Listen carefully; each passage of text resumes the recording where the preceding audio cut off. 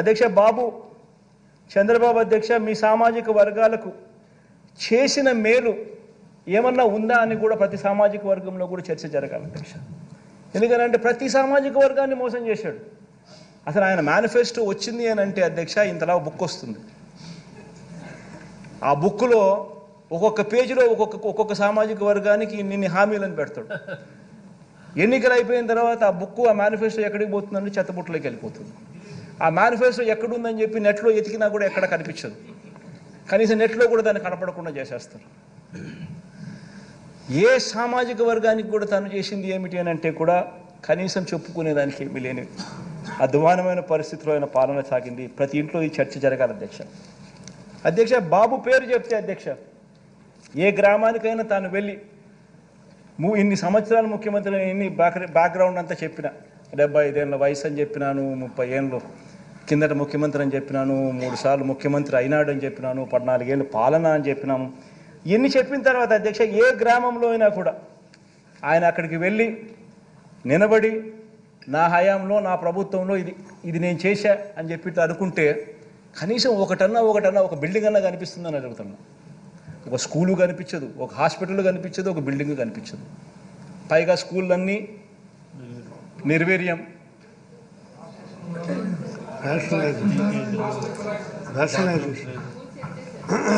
మే స్కూళ్ళల్లో పరిస్థితికి నేను చెప్పాల్సిన పనుల చంద్రబాబు హయాంలో ఏ మాదిరిగా ఉన్నాయి ఆ రకంగా కనిపించే పరిస్థితి అధ్యక్ష.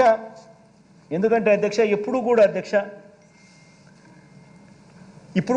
ఈ మనిషి ఇప్పుడు కూడా ఈ మనిషి గురించి ఎందుకు ఇంతగా నేను చెప్పాల్సి వచ్చిందంటే ఇప్పుడు కూడా అధ్యక్ష మరోసారి అలాంటి అబద్ధాలు, మరోసారి అలాంటి మోసాలతో మళ్ళీ మరో మేనిఫెస్టో అని చెప్పి ఆయన ముందుకు వస్తూ ఉన్నారు అధ్యక్ష.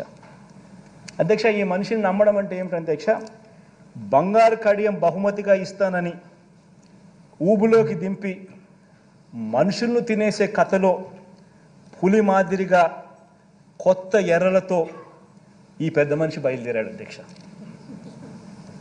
ఈ మనిషిని నమ్మితే ఆ పులి కథే గుర్తుకొస్తుంది అధ్యక్ష.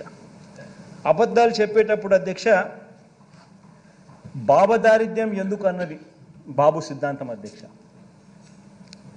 అబద్ధాలు చెప్పేటప్పుడు భావ దారిద్ర్యం ఎందుకు అనేది ఆయన సిద్ధాంతం అధ్యక్ష. ఏమైనా చెప్పేసి ఇట్లా అబద్ధాలు చెప్పేటప్పుడు ఏముంది, 1,00,000 అయితేనేమి, 1,00,00,000 అయితేనేమి, యాడైనా చెప్పేసి అది ఆయన సిద్ధాంతం అధ్యక్ష.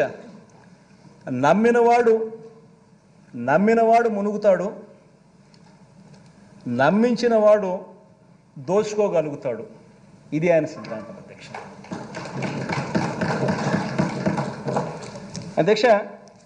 ఈ సిద్ధాంతం ప్రకారమే అధ్యక్ష బాబు ఏం చేస్తున్నాడు అని అంటే అధ్యక్ష ఇటీవల ఎన్నికలు జరిగిన 4 రాష్ట్రాల ఎన్నికలు జరిగాయి అధ్యక్ష ఇటీవల ఈ మధ్యకాలంలోనే. ఆ 4 రాష్ట్రాలను తీసుకున్నాడు అధ్యక్ష. తీసుకొని ఆ రాష్ట్రాల్లో ప్రజలకు ఆ పార్టీలు ఏ వాగ్దానాలు చెప్పారు, ఏ వాగ్దానాలు బాగా ఇంపుగా ఉన్నాయి అని చెప్పి ఆయన తెప్పించుకున్నాడు అధ్యక్ష.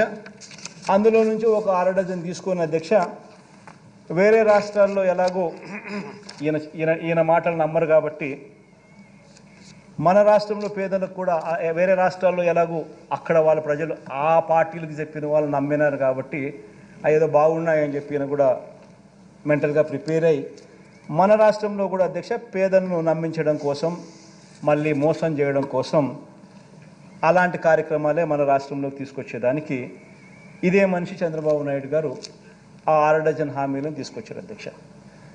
హైదరాబాద్లో కూర్చున్నాడు అధ్యక్ష. ఇంట్లో నుంచి కాలు బయట పెట్టలేదు. కేవలం హైదరాబాద్లో కూర్చున్నాడు, ఇంట్లో కూర్చున్నాడు. వాగ్దానాలన్నీ మిగతా 4 రాష్ట్రాల్లో ఎవడెవడు ఏమేమి వాగ్దానాలు చేశాడని చెప్పి చూసుకున్నాడు. ఒక 6 డజన్ వాగ్దానాల నుంచి తీసుకొచ్చాడు.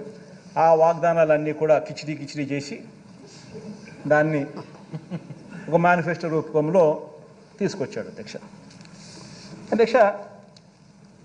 ఈ కిచిడి వండి ప్రజలకు నిజంగా చిత్తశుద్ధి లేదు, ప్రజల మీద చిత్తశుద్ధి లేదు. ఇవన్నీ నిజంగా అమలు చేస్తామా, నిజంగా చేయమా, చేసే అవకాశం ఉందా, పరిస్థితులు ఉన్నాయా, ఆలోచనలు లేవు. కేవలం మోసం చేయడానికి ఏది చెప్పాలా, ఏది చెప్తే ప్రజలను ఈజీగా నమ్మించగలుగుతాం అనే ఒక్క దిక్కుమాలిన ఆలోచనలతో అడుగులు ముందుకు పడతా ఉన్నాయి అధ్యక్ష.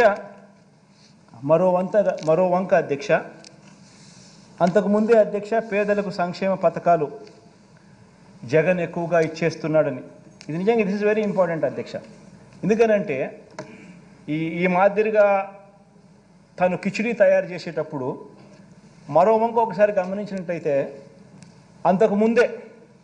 అంతకుముందే పేదలకు సంక్షేమ పథకాలు జగన్ ఎక్కువగా ఇస్తున్నాడని, ఇలా ఇవ్వటం సరికాదని, సంక్షేమ పథకాల వల్ల అభివృద్ధి ఆగిపోతుందని, రాష్ట్రం శ్రీలంక అయిపోతుందని, జగన్ మాదిరిగా డీబీటీ చేస్తే రాష్ట్రం శ్రీలంక అయిపోతుందని ఇదే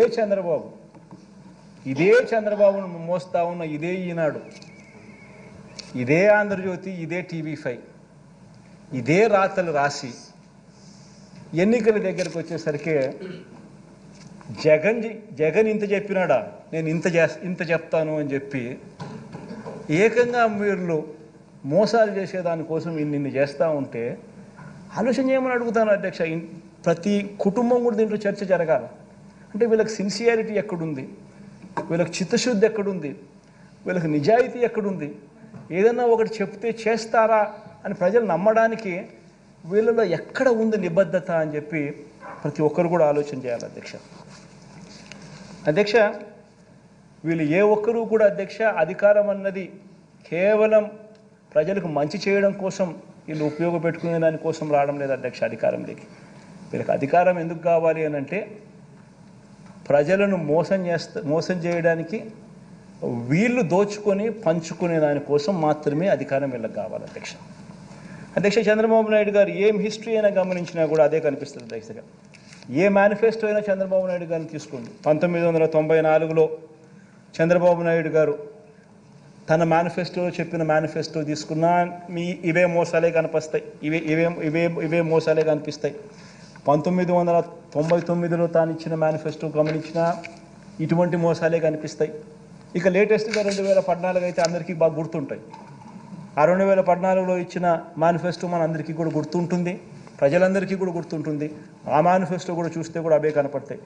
ఆయన తొలి సంతకాలు అధ్యక్ష, ఆయన తొలి సంతకాలు సామాజిక వర్గాలకు ఇచ్చిన వాగ్దానాలు, రైతులకు ఇచ్చిన వాగ్దానాలు, అక్క చెల్లెమ్మలకు ఇచ్చిన వాగ్దానాలు, పిల్లలకి ఇచ్చిన వాగ్దానాలు, నిరుద్యోగులకు ఇచ్చిన వాగ్దానాలు, ఇలా మొత్తంగా 650 వాగ్దానాలతో మేనిఫెస్టో రిలీజ్ చేసి అందులో కనీసం 10% కూడా అమలు చేయకుండా ఆ మేనిఫెస్టో ఎక్కడుంది అని చెప్తే దాన్ని కూడా కనిపించుకోకుండా వెబ్సైట్లలో నుంచి తీసేసే పరిస్థితిలోకి పోయినాడు అని అంటే ఇలాంటి వ్యక్తి